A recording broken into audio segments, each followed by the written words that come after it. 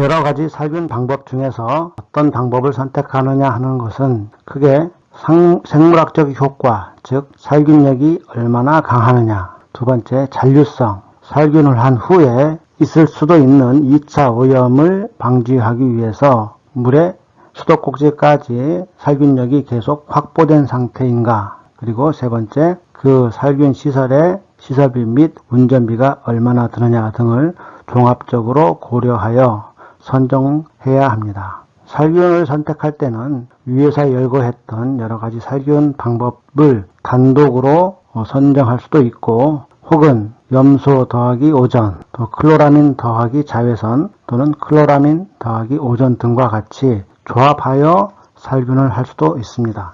염소, 오존 이와 같은 조합들은 대부분 오존이나 자외선 등은 매우 강한 살균력이 있는 반면에 잔류성이 없기 때문에 잔류성을 확보하기 위해 별도로 염소나 클로라민을 주입해 주는 것입니다. 우리나라의 대표적인 도시들의 살균법은 서울과 부산은 오존 더하기 염소 방법을 채택하고 있습니다. 대구는 염소 처리 혹은 염소 더하기 오존 처리법을 채택하고 있고, 인천은 차염소산 나트륨, 오존, 염소 처리 방법 등을 선택하고 있습니다. 광주와 대전광역시는 염소 소독을 하고 있습니다. 염소가 매우 저렴하고 또한 잔류성이 강해서 많이 채택하고 있지만은 앞에서 보았듯이 염소를 주입했을 때 원치 않는 부산물, 예를 들면 트리할로메탄과 같은 물질들이 생성될 수 있기 때문에 염소 처리는 점점 줄어들고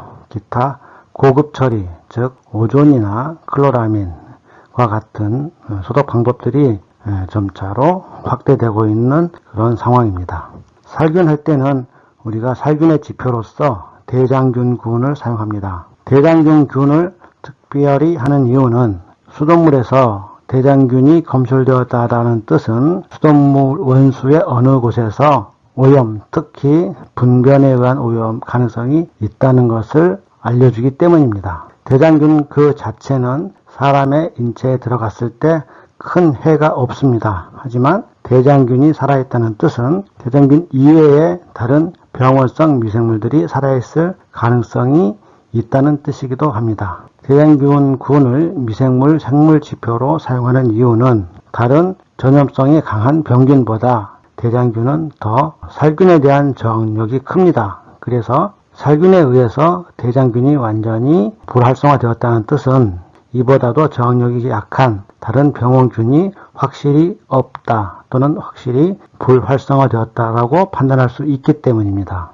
열거했던 여러 가지 소독조의 장단점을 비교해 보겠습니다. 먼저 염소입니다. 염소는 가스상이고 강한 살균력을 가지고 있습니다. 또한 물속에서 잔류성이 높습니다. 가스 상태이나 압력으로 쉽게 주입할 수 있고 물에 녹아 들어가기 때문에 주입 방법이 쉽고 가격 또한 저렴합니다. 염소가스는 공장에서 생산하여 고압 탱크로 보관, 운반이 가능합니다. 또 살균력이 확실하여 사용 실적이 많습니다. 이에 반해서 단점으로는 염소를 사용했을 때 염소의 소독 부산물, 즉 트리할로메탄이나 클로로포름과 같은 2차 부산물이 발생할 수가 있습니다. 또 염소 자체가 가지고 있는 맛과 냄새에 의해 염소가 필요 이상으로 많이 투입되었을 경우 물에서는 소독약 냄새를 느낄 수 있고,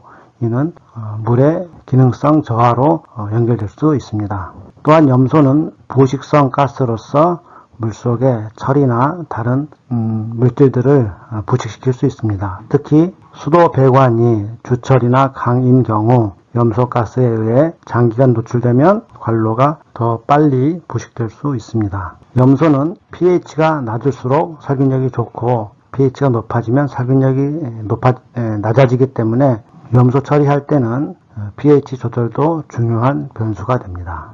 이산화염소는 강한 살균력을 가지고 있고 잔류성도 높으며 또한 염소와 달리 소독 부산물이 없습니다. 그리고 살균력이 강해서 원수 중에 철이나 망간이 들어올 경우 또는 원수에 이상한 맛이나 냄새가 날 경우 이산화염소 처리를 하면 효과적으로 제거할 수 있습니다. 반면에 이산화염소는 가격이 비싸고 또한 이산화염소는 현장에서 제조하여 사용해야 하기 때문에 제조 설비가 현장에 만들어져 있어야 한다는 단점이 있습니다. 차염소산 나트륨은 액상인데 살균력도 나쁘지 않고 잔류성도 좋습니다. 액상이기 때문에 물에 투입하기가 쉽고 유지비도 저렴합니다. 단점으로는 차염소산 나트륨은 접촉 시간이 길어서 살균조, 접촉조라고 하는 살균조가 커져야 하는 단점이 있습니다.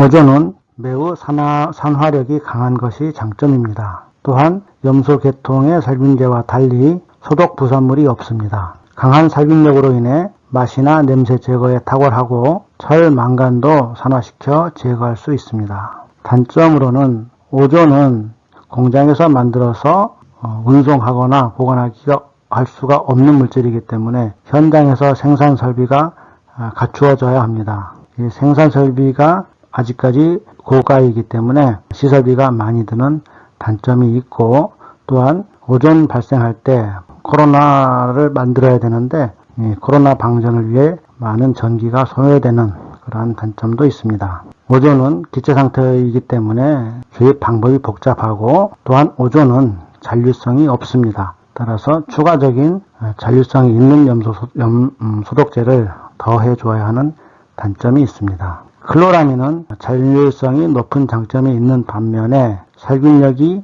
약하고 pH 영향을 받는다는 단점이 있습니다. 자외선 역시 살균력이 강하고 매우 짧은 접촉 시간 안에 살균이 이루어지기 때문에 시설이 간단해지는 장점이 있습니다. 또한 소독 부산물이 없습니다. 단점으로는 자외선은 잔류성이 없으므로 오존처럼 다른 잔류성이 있는 살균제 등을 복합 처리하여야 한다는 단점이 있습니다. 우리나라 현행법상 수질 기준으로 살균과 관련된 기준을 보면, 먼저 수도시설의 청소 및 위생관리 등에 관한 규칙을 보면 수도꼭지에서 유리 잔류염소로서 0.1mg/L, 결합 잔류염소로서 0.4mg/L 이상을 확보하도록 규정하고 있습니다.